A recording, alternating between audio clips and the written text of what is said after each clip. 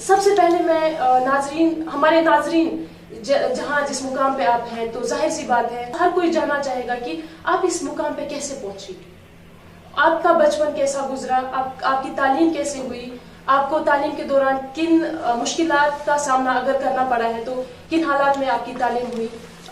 क्या इस बारे में कुछ थोड़ी सी रोशनी डालेगा? जी, अल्हम्दुलिल्लाह मैं बचपन से जो है ऐसी फैमिली में पैदा हुई कि जो हमारी फैमिली बिजनेस फैमिली थी और ज़्यादा लड़कियों की तालीम पर तवज्जो नहीं देते थे, मगर मैंने थोड़ा बड़ी हुई तो मैंने तालीम पर तवज्जो खुद की दी और उसके बाद तालीम सीखती हुई और मैं फील की, मैंने महसूस किया कि अपने कौम के बच्चों की जो तालीम है वो एकदम से अच्छी होना चाहिए और सारे समाज में जो है तालीम को फैलाना चाहिए। तो इस बुनियाद पर मैंने एक छोटी सी स्कूल भी स्टार्ट की अपने इरादों पर, अपने इस पर। तो जाहिर से बात है उस वक्त काफ़ी मुकाबले करना पड़ा। उसके बाद वो छोटी सी स्कूल, बच्चे बढ़ते बढ़ते लड़कियां 6 थे, 6 से मैंने शुरू किया तो फिर 10 हुए, 20 हुए, अब तो अल्हम्दुलिल्लाह हज़ारों की तादाद में अल्लाह के फजलो करम से वो चल रहे हैं। मगर जाहिर से बात है कि काफ़ी मुकाबले आए और क्योंकि अपने भी लोगों में कुछ लोग ये पसंद नहीं करते कि औरत ये सारे चीज़ों को चलाएं, सारे चीज़ों को देखभाल करे। उसके बाद तालीमी निज़ाम का सिलसिला जारी ही रहा और सबसे पहले मैंने बच्चों के दिमाग में नहीं बल्कि बड़ों को बिठाकर पढ़ाना और पढ़ाई की अहमियत क्या है, वो पढ़ने के बाद उनके लिए क्या फ़ायदा होगा। और मैंने खरिये खरिये में जाके जो है सालों साल काम की हूँ और ख़वातीन में ख़ासकर से औरतों में मैंने काम किया है और औरतें भी काफ़ी अच्छा रिस्पांस दिए और उसके लिए काफ़ी बड़ी मेहनत हुई। तो जब उनके दिल बन गए तो फिर उन्होंने अपने बच्चों को भी पढ़ाने के लिए तैयार हो गए। तो काफ़ी बच्चे आज तालीम हासिल कर रहे हैं। अब काफ़ी मेरे ज़रिए से काफ़ी सौों के, हज़ारों के स्कूल शायद बच्चों के लिए चल रहे हैं। तो मैं अपने आप को ये तालीमी कदम में कदम उठाते हुए बहुत ही बड़ी खुशनसीब समझती हूँ। मैडम, यहाँ पे अगर मैं कहना चाहूँ कि रुकैया शेखावत जो कि हिंदुस्तान की पहली औरत जिन्होंने शायद औरतों के लिए पहला स्कूल जिन्होंने स्टार्ट किया, अगर मैं उनके साथ आपको कंपेयर करूँ तो शायद गलत नहीं होगा। तो मैम इसके साथ ही एक और बात जानना चाहेंगे कि जब आपने शुरुआती दौर में आप मतलब छोटी थी, आप आपके पेरेंट्स में से किन का ज़्यादा मतलब आपकी लाइफ पे असर, जिनकी वजह से आप मुतासिर हुई, हम ये जानना चाहते हैं।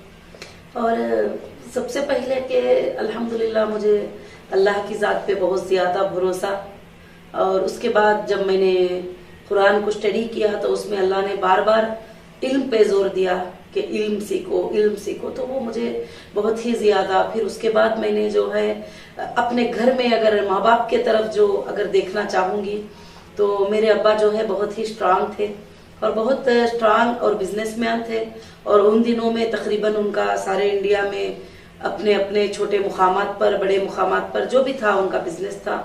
तो ज़्यादा से ज़्यादा मुझे जो सबक मिला हिम्मत अफजाई का तो वो मेरे अब्बा से ही मिलता था, क्योंकि वो हर हालत में जो भी उनके सामने मुकाबले आते थे, जो भी आते थे, उन चीज़ों को फेस करके बड़े मजबूती के साथ रहते थे। उसके साथ अम्मी का भी बहुत सपोर्ट है और उसके साथ मेरी पूरी आसपास की मेरी जितनी भी फैमिली है, जो मेरे लोग हैं, उन्होंने मुझे, मेरे कम्युनिटी के लोगों ने भी, दूसरे मेरे शहर के लोगों ने भी, सब ने भी, जहाँ पर भी मैं जाके खड़ी हुई वो लोग सब मुझे साथ दिए और बहुत सारा हिम्मत अफजाई किए और हर मुश्किल में सामना करने के बाद मुझे अल्लाह ने सक्सेस दिया। मैम, आपकी लाइफ से बचपन से कोई ऐसा वाक़या जिस वजह से आप मतलब बहुत ही ज़्यादा मुतासिर हुई, कोई ऐसा वाक़या पेश आया हो आपके बचपन में कि जिसकी वजह से आपको लगा कि मतलब नहीं, मैं भी जो मर्दों के शाना बशाना काम कर सकती हूँ, कोई ऐसा वाक़या पेश आया हो? बहुत सारे वाक़ये तो जो है कि पेश आते रहे और पेश आने के लिए जो सबसे बड़ा वाक़या कि हमारे दौर में वहाँ पर हमारे विलेजेस में छोटे बच्चियों को शादी कर देते थे जबकि उनको पसंद भी नहीं होता था। तो ऐसे काफ़ी चीज़ें मेरे सामने आते रहे और उनके लाइफ जो है काफ़ी डैमेज होते रहे और उसके बावजूद भी जो है लड़कियों के लिए ये बताया जाता था कि वो अब दुनिया में कुछ नहीं कर सकती। ये चीज़ मेरे दिमाग में बैठ जाती थी हमेशा और खासकर से मेरे भी जो दूसरे फैमिली के जो रिश्तेदार हैं वो भी इसी तरह से बोल कर बताते थे कि औरत कुछ नहीं कर सकती, उसका काम होता है बर्तन धोना, कपड़े धोना और घर में खाना पकाना। और उसके बाद जो है उसकी लाइफ वैसे ही गुजर जाएगी। उसके बाद उसे कुछ भी ना कुछ फैसला लेने का हक होगा, ना वो कुछ बोल सकती, ना वो कुछ बता सकती। और मैंने सुना भी नहीं, बल्कि मेरे आसपास के जो माहौल था उस माहौल को मैंने ऐसे ही देखा था कि कोई भी जो है किसी भी तरह से करने का नहीं। बल्कि मैंने अपने किताबों को जब स्टडी करके देखा तो फिर मुझे लगा कि ये सब गलत बोल रहे हैं। और मैंने सबसे पहले अपने ही कौम के लोग जो मुझे सवाल करते थे, मैंने उनको अपने ही किताबों से जवाब दिया कि ऐसा कहीं भी नहीं है कि हम सब कुछ भी करते हैं। तो मैं जो मुतासिर हुई तो काफी जो है वाकयात आए, काफी लोगों ने हंगामे किए, काफी लोगों ने जुल्म किए, काफी लोगों ने क्या क्या बहुत सारे किए, मगर मुझे सब भी जो है उस संभाल कर, और अल्लाह ने सब्र भी दिया। उसके बाद जो है मुझे सक्सेस अल्लाह ने दिया। मैंने कोई भी जिंदगी का जो भी हादसा गुजरा, मैंने उस हादसे को देखकर कमजोर नहीं पड़ी। सबसे पहली बात, वो जो भी हादसा आता मैं उसके बाद और ज्यादा मजबूत होती थी, और ज्यादा मजबूत होती थी कि चलो ये सब आते रहते हैं, हमको तो जो है अपना काम करना है। जब हम काम अच्छा करते हैं और हमारे दिल में कॉन्फिडेंस है कि जो काम हम अच्छा करते हैं तो फिर हम जरूर विन करते हैं हर काम में भी। जैसे कि आप इस टाइम मतलब कि कामयाब ताजरा है, एक कामयाब एंटरप्रेन्योर है, जैसा कि आपने बताया कि आपको इन सब मुश्किलात का सामना करना पड़ा। जाहिर सी बात है कि जैसे कि और औरतों को भी ऐसे ही मुश्किलात का सामना करना पड़ता होगा। तो आज आप इतनी कामयाब हो गई, आपने सब चीजों को, जैसे जो सोसाइटी पैट्रियार्कल सोसाइटी में होता है, वो सब चीजों से उभर के आप आई है। तो जिन सब मुश्किलात का सामना आपको पहले करना पड़ता था, वो कहाँ तक, क्या अभी भी आपको वैसे कुछ मुश्किलात या ऐसी चीजों का सामना करना पड़ रहा है जैसे आपको पहले, जबकि मतलब आप स्ट्रगल कर रही थी इस मुकाम तक पहुंचने के लिए, या फिर अभी वो सब मुश्किलात है आपकी कामयाबी के साथ साथ वो खत्म हो गई है? और कामयाबी जितनी बड़ी मिलती है तो एक नेचुरल सी बात है कि मुश्किलात भी उसके पीछे से और वैसे ही रहते हैं, वो खत्म तो नहीं होते। और जितना हम कामयाब होते जाएंगे और हमारे पीछे भी लोग वैसे ही बड़े बड़े लोग होते हैं। जब छोटे लेवल पे होते हैं तो छोटे लोग सताते ही, घर वाले आसपास के लोग सताते ही। फिर मैंने बिजनेस स्टार्ट किया। बिजनेस भी इसलिए स्टार्ट किया कि मुझे बहुत ख्वाहिश थी कि गरीबों को पढ़ाना है, गरीबों को ऊपर लेके जाना है, गरीब बच्चों को तालीम देना है। हमारे बच्चे सब बगैर तालीम के बर्बाद हो जाते हैं। उनकी उम्र में 12 साल की उम्र में उनकी शादी कर देते हैं, फिर वो घर को जाते हैं, वहां संभल नहीं पाते, फिर वो आ जाते हैं, सारी जिंदगी बर्तन ही धोना पड़ता है, किसी के नीचे ही रह के जीना पड़ता है। मुझे उन जिंदगियों को अच्छा करना था। तो मैं ये सोच रही थी कि ये बच्चियों को जो है मुझे अच्छा करना है, तो उसके लिए मुझे बहुत स्ट्रगल करना पड़ा।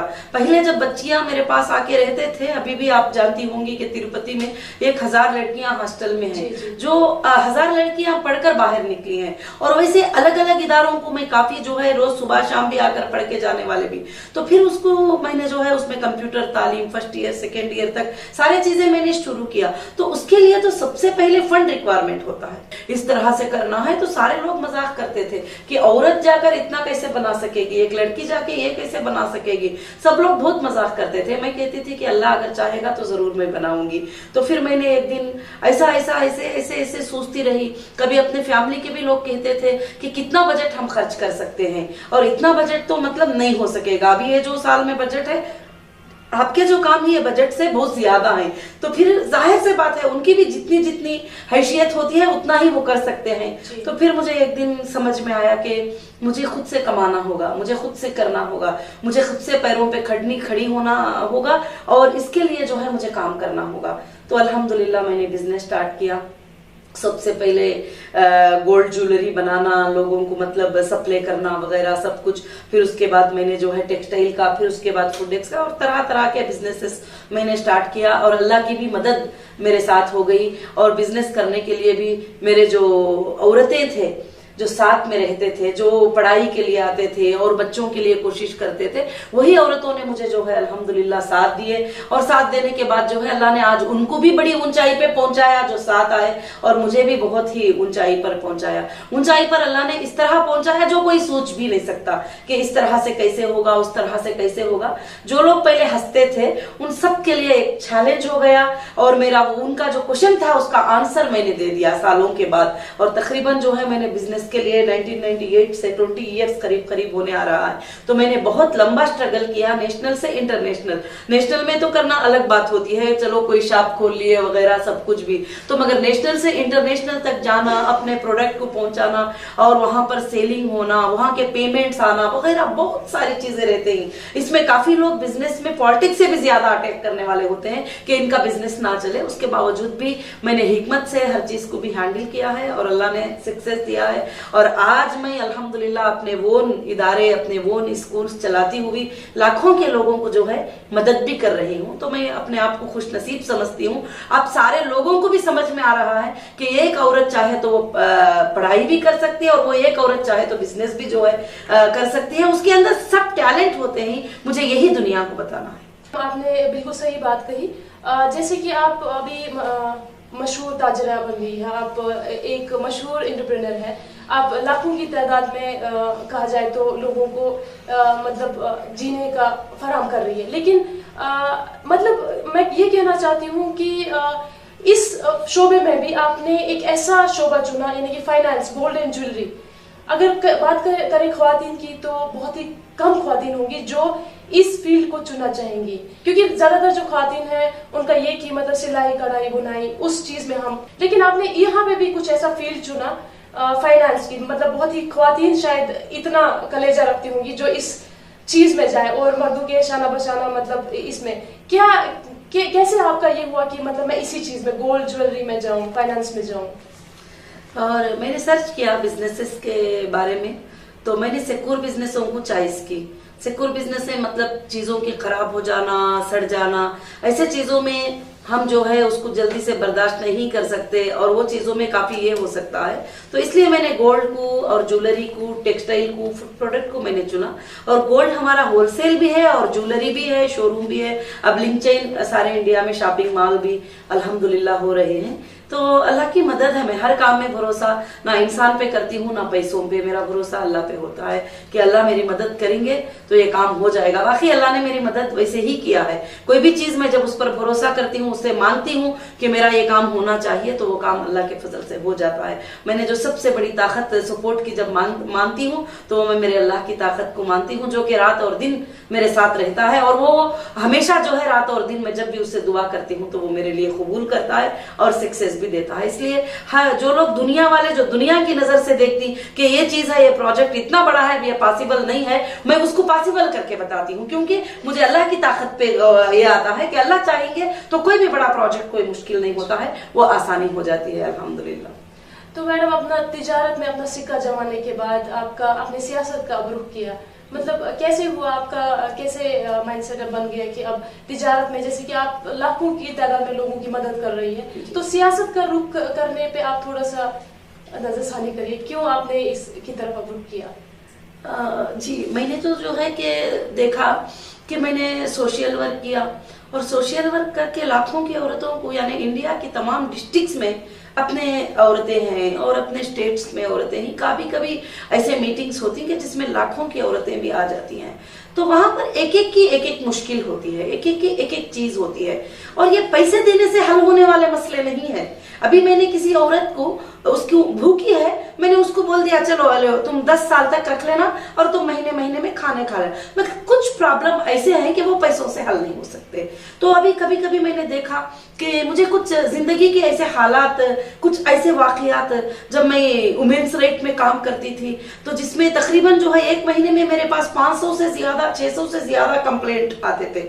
तो उसके अंदर ऐसे कंप्लेंट आते थे कि एक बच्ची आके सिसकियां लेके बोलती थी कि मेरे बाप ने मेरे साथ जबरदस्ती की।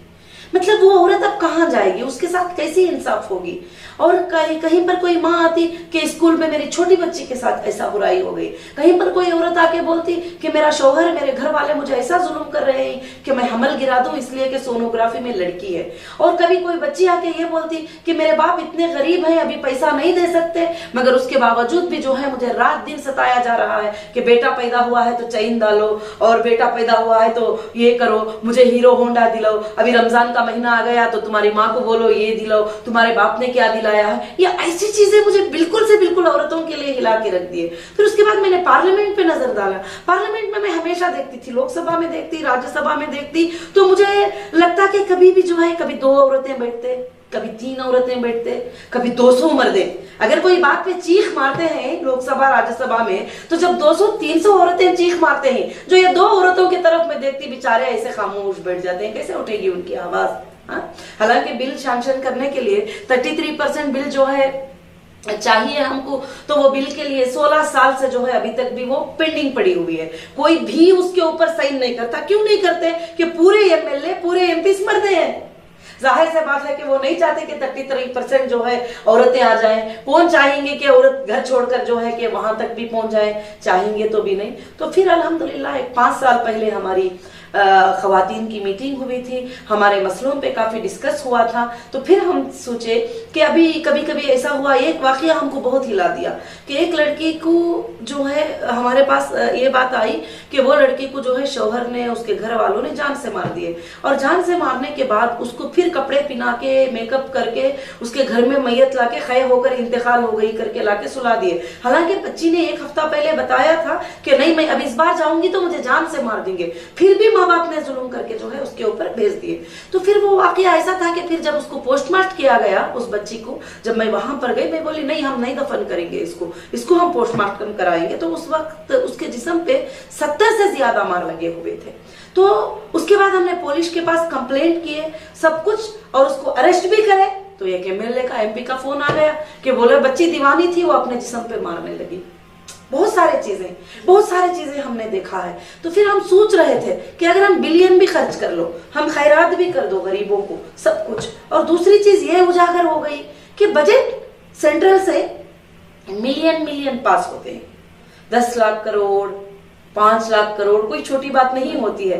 वो करोड़, औरतों को हमने ये दे दिया, औरतों को हमने वो दे दिया, औरतों को हमने ये दिला दिया। जब हमारी औरतों की टीम जाके वहां सर्च करती है तो बोलते हैं कि बजट में 100 करोड़ बता रहे हैं कि ये एरिया के औरतों को 100 करोड़ दिया है, यानी गरीबों को, औरतें नहीं बल्कि सारी इंसानियत को। और उनको हमने ये बनाने के लिए, जब हम जाके वहां पूछते हैं तो कहते हैं कि हमारी तो कोई झोपड़पट्टी नहीं हटी, सिर्फ टीवी के स्क्रीन के ऊपर बता रहा है कि हमने उनको घर दे दिए। एग्जाम्पल बहुत सारी ऐसी चीजें देखा। तो फिर हमारे जो टीम है उसने फैसला किया कि स्ट्रांग हमको स्टेप लेना है, और हमको जो है एक पार्टी, नेशनल पार्टी बनाना है, और नेशनल वाइज कंटेस्ट करना है। ये 33% वो बिल क्या पास करती है, हम खुद सेलेक्ट होके जाके बैठ जाएंगे तो क्या कर सकते हैं? फिर कोई कुछ नहीं कर सकता, जाहिर से बात है। 33 क्या 50 भी बैठ सकते हैं, 50 क्या 60 भी बैठ सकते हैं, क्योंकि भारत में 64 करोड़ वुमेन्स हैं। तो 64 करोड़ वुमेन्स होते हुए भी उनको 33% बिल नहीं मिलना, क्यों? वहां पर के आज भी वो फीलिंग 70 साल होने के बाद भी, जबकि कॉन्स्टिट्यूशन में दोनों को बराबरी है, मर्द को, औरत को, सबको बराबरी है, मगर आने के बाद भी मगर औरत को देने के लिए कोई तैयार नहीं होता। वो वहीं पे दबी पड़ी है। अगर कोई एमएलए बन भी जाती है किसी से टिकट लेके, उसको उसी की बात मानना पड़ता है, उसका जो प्रेसिडेंट होता है, और उसको उसी की बात। तो इसलिए हमने खुद वोन पार्टी बनाया है।